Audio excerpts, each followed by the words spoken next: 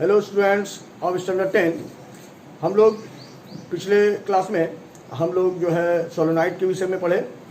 Solenoid में क्या किए थे हम लोग, एक जो कॉइल था सिलेंड्रिकल कॉइल, उसके अंदर में सॉफ्ट आयरन कोर एक टुकड़ा डाल दिए थे, जिससे वो क्या हो गया कि एक इलेक्ट्रोमैग्नेट या एक बार मैग्नेट की तरह जो है वो एक्ट करने लगा। आज हम लोग एक टेम्पोररी मैग्नेट के विषय में पढ़ेंगे, that is called electromagnet. Electromagnet क्या है कि एक सॉफ्ट आयरन है, सॉफ्ट आयरन का टुकड़ा।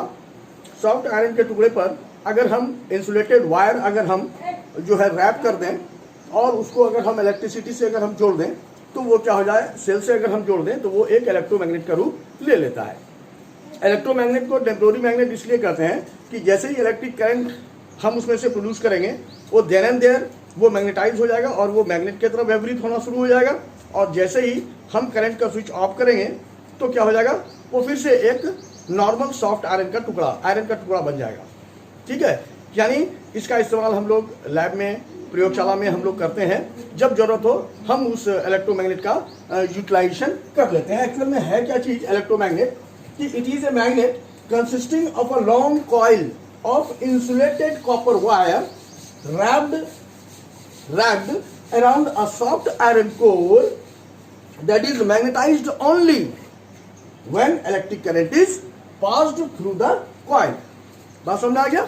अब ये इलेक्ट्रोमैग्नेट वर्क करता है किस प्रिंसिपल पर, अगर कहा जाए कि इलेक्ट्रोमैग्नेट किस प्रिंसिपल पर काम करता है तो electromagnet works on the magnetic effect of current. अब देखिए इसको कैसे बना सकते हैं। जैसे मान लेते हैं एक सॉफ्ट आयरन का टुकड़ा ले लिए।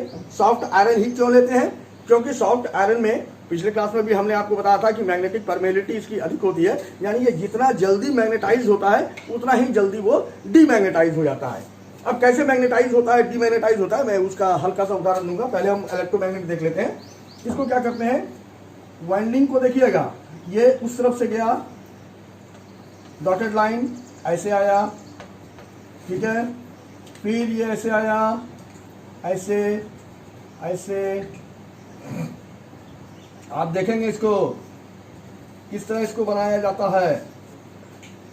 ये लगा दिया इसको, ये ऐसे लगा दिया, करेक्ट। ये प्लस बड़ा वाला पॉजिटिव टर्मिनल, छोटा वाला निगेटिव टर्मिनल, यानी इलेक्ट्रिक करंट किधर से जा रहा है, ऐसे जा रहा है, ऐसे ऐसे।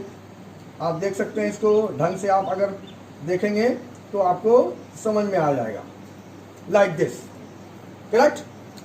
अब आप देखिए कि अब जैसे एक तो स्विच भी लगा देते हैं हम, यहाँ पर एक स्विच भी लगा दिए। अभी क्या हो रहा है, ये एक छोटा सा सॉफ्ट आयरन का टुकड़ा है, ठीक है, अभी ये मैग्नेटाइज नहीं हुआ है, लेकिन जैसे ही स्विच को हम ऑन करते हैं तो करंट जो है हमारा फ्लो करना शुरू हो गया। फ्लो करना शुरू हो गया तो ये सॉफ्ट आयरन जो है वो क्या हो गया, मैग्नेटाइज हो गया। जैसे ही इसको हम ऑफ करेंगे, स्विच को ऑफ करेंगे, ये फिर से एक सॉफ्ट आयरन का टुकड़ा बन गया, ठीक है। And this is called electromagnet, कि whenever we produce electric current through the coil, the soft iron gets magnetized, and when we put the switch off, it means कि करंट का फ्लो जैसे ही हम बंद करते हैं, it then and there it becomes a simple soft iron, correct। and this is a temporary magnet, जिसका की utilisation हम लोग जैसे बड़े बड़े शहर में, जैसे मेट्रोपॉलिटन सिटी में या अपने शहर में भी, कि कोई बड़ा सा लोहे का टुकड़ा एक जगह से उठाना है तो क्रेन के द्वारा उसमें इलेक्ट्रोमैग्नेट होता है, कि किसी को उठाया, इलेक्ट्रिक करंट दिया, उठा लिया, उसको इस जगह पे प्लेस करना है, यहाँ पे जैसे स्विच ऑफ कर दिया, ये लोहे का टुकड़ा हो गया तो गिर गया। इस तरह करके हम बड़े से बड़े लोहे के पोल को, लोहे के टुकड़े को एक जगह से दूसरी जगह हम लोग प्लेस करते हैं। तो यहाँ पर हम देखेंगे कि करंट इधर से जा रहा है, मान लेते हैं ये एंड ए है और ये एंड बी है। अब यहाँ पर इस तरह का डायग्राम आपको दे देगा और कहेगा कि आप आइडेंटिफाई कि ए और बी कौन सा पोल है। तो क्या करेंगे, हम लोग किस तरफ से आएंगे, इस एंड में देखेंगे कि किधर से कॉइल जा रहा है, इसके ऐसे करके कॉइल जा रहा है, इस तरह कॉइल का जाना नहीं, इलेक्ट्रिक करंट का डायरेक्शन कैसे है वो चीज देखेंगे। कॉइल किस तरह उंडेड है उस पर ध्यान नहीं देंगे, लेकिन उंडेड कॉइल में इलेक्ट्रिक करंट का डायरेक्शन किधर से किधर है वह चीज हम लोग को देखना है। तो यहाँ पर किस तरह करके जा रहा है, इधर से बाहर से ऐसे करके करंट जा रहा है, यानी इधर से ये कैसे जा रहा है, क्लॉकवाइज जा रहा है, करेक्ट। ये क्लॉकवाइज जा रहा है तो ये साउथ पोल होगा, ये साउथ पोल होगा तो डेफिनेटली ये नॉर्थ पोल होगा। तो इस तरह करके जो है आप क्या करेंगे, पोल को आइडेंटिफाई कर सकते हैं। नाउ अगर कहेगा अच्छा ठीक है, इस इलेक्ट्रोमैग्नेट का मैग्नेटिज्म और ज़्यादा, इसका स्ट्रेंथ जो है और ज़्यादा बढ़ाना है, तो और ज़्यादा बढ़ाना है तो उसके लिए पहले टॉपिक में भी हम आपको बताए थे, सबसे पहला काम क्या करना है भाई, कि इसका अगर स्ट्रेंथ ऑफ अ इलेक्ट्रोमैग्नेट अगर हमें बढ़ाना है तो कैसे बढ़ाएंगे, by increasing the strength of electric current, यानी नंबर ऑफ सेल्स को अगर हम बढ़ा देंगे, नंबर ऑफ सेल्स को, तो क्या होगा कि इलेक्ट्रिक करंट का स्ट्रेंथ बढ़ जाएगा। इलेक्ट्रिक करंट का स्ट्रेंथ अगर बढ़ जाएगा तो वैसी स्थिति में क्या होगा कि जो इस बार मैग्नेट का, इस इलेक्ट्रोमैग्नेट का जो स्ट्रेंथ है, मैग्नेटिक स्ट्रेंथ, वो भी इंक्रीज हो जाएगा। दूसरा पॉइंट क्या है, by increasing the number of turns, कि अगर इसका हम नंबर ऑफ टर्न्स को अगर हम बढ़ा देंगे, ठीक है, तो वैसी स्थिति में क्या होगा कि ज्यादा से ज्यादा इलेक्ट्रिक करंट प्रोड्यूस होगा, ज्यादा से ज्यादा magnetic lines of force create होगा, और ये फिर ये जो अंदर में सॉफ्ट आयरन डाले हैं वो ज्यादा से ज्यादा मैग्नेटाइज्ड हो जाएगा। इसका मतलब क्या हो गया, जिसका मैग्नेटिक स्ट्रेंथ बढ़ जाएगा।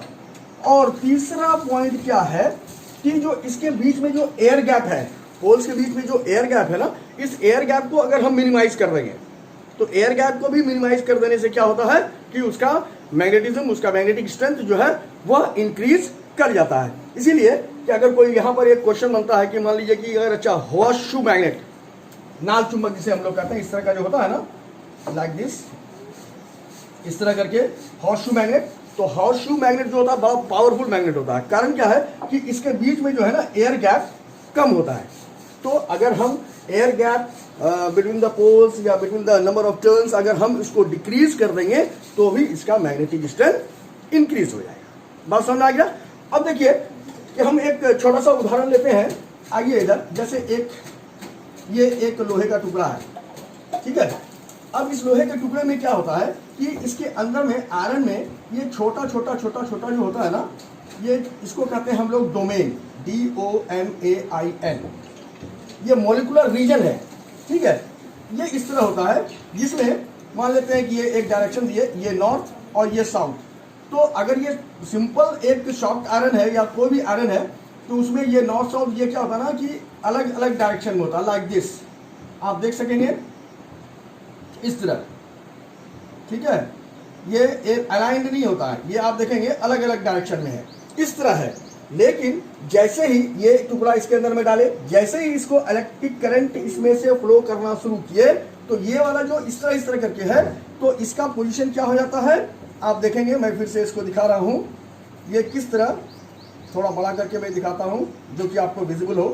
तो ये जो टेढ़ा मेढ़े अलग अलग डायरेक्शन में ये सजा हुआ था, ये सब एक डायरेक्शन में इस तरह, लाइक दिस, ये इस तरह अरेंज हो जाता है, ठीक है। ये इस तरह अरेंज हो गया, ठीक है।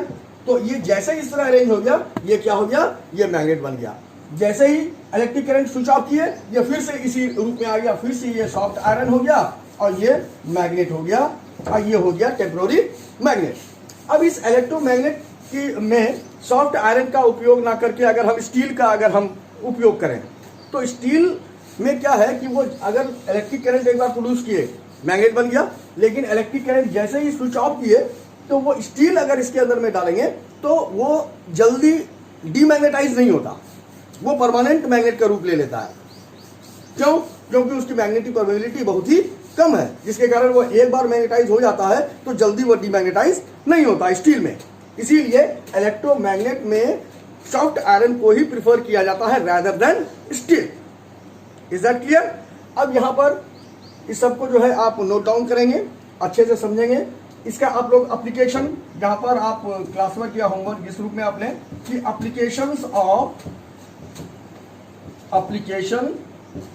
ऑफ ऐसा लगा दीजिए इलेक्ट्रोमैग्नेट, कि इलेक्ट्रोमैग्नेट का कहाँ कहाँ उपयोग होता है। आप देखेंगे जो आई स्पेशलिस्ट होते हैं, अगर आंख में भी अगर लोहे का कण वगैरह चले जाता है तो वो क्या करते हैं, इसी इलेक्ट्रोमैग्नेट के द्वारा आंख में जो लोहे का कण चला जाता है उसको इलेक्ट्रोमैग्नेट से ही जो है डॉक्टर, आंख के डॉक्टर जो है उसको निकालते हैं। तो इस तरह करके आप दिमाग लगाकर एप्लीकेशंस ऑफ इलेक्ट्रोमैग्नेट लिखेंगे। दूसरा क्या लिखेंगे कि परमानेंट मैग्नेट और इलेक्ट्रोमैग्नेट, इसमें डिफरेंस लिखेंगे, ठीक है। तो ये सब सारा चीज आप करके या फिर तीसरा क्वेश्चन ये भी लिखेंगे, how can we increase the magnetic strength of an electromagnet. इसमें भी 3 पॉइंट है। तो ये सारा प्रश्न जो है मैं फिर से एक बार दोहरा देता हूं।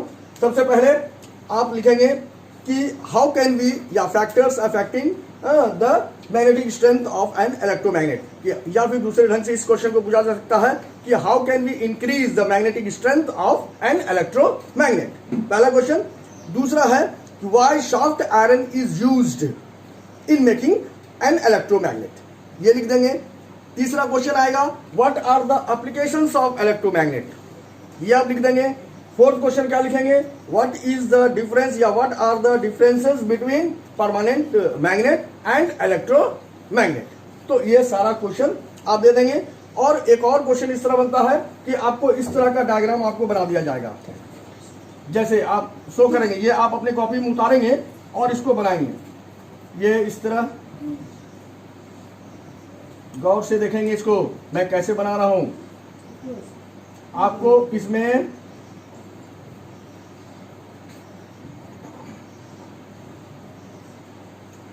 आपको मैं डायरेक्शन भी नहीं दे रहा हूं और आप इसको बताएंगे ए और बी, ये आपका है।